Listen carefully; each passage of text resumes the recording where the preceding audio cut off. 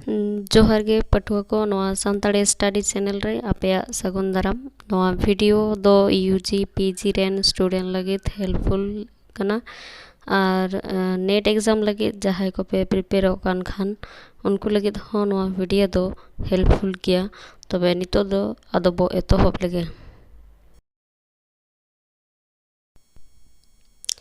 पहलू क्वेश्चन आदिवासी रा हिंदू नय ओकारे पहलो छापा हाकाना।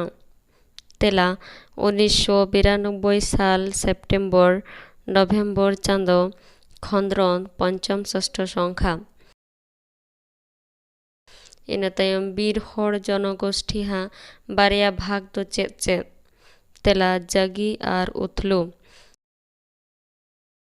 इन तायम माहाली दो ओका जाति गोष्ठी रेन हर कना को। तेला सांताल जाति गोष्ठी रेन हर कना को। इन तायम आदिवासी रा हिंदू नय नवा दो 30 पतब आकार ते उडुक आकाना। तेला 1996 साल रे पतब आकार ते उडुक आकाना। इन तायम टोटो जनगोष्ठिया बारिया परब दो चेत। तेला ओमचू और साराय। इन तायम मायनाव परब दो ओका जनगोष्ठिया। तेला मेच जनगोष्ठिया परब कना। इन तायम सात चंडिया पूजा दो ओकोय को करावा। तेला मुंडा जाति को। इन तायम जुआंग खेरवाड़ गोष्ठी को धरम थान दो चेत।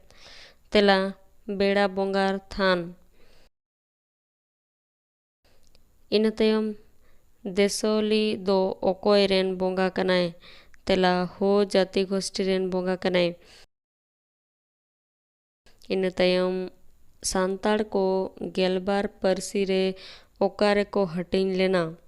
तेला हिहिड़ी पिपिड़ी रे 7 गोटांग और सासांग बेड़ा रे 9 गोटांग। नोडेगे मुचातेना और नवा वीडियो पोइलू पे नेलेत खान चैनल सब्सक्राइब तबन पे और वीडियो दो लाइक तबन पे और हो नोंकान वीडियो लाहारे नाम लगित बेल आइकन टिपो कते ऑल ऑप्शन दो सिलेक्ट तबन पे।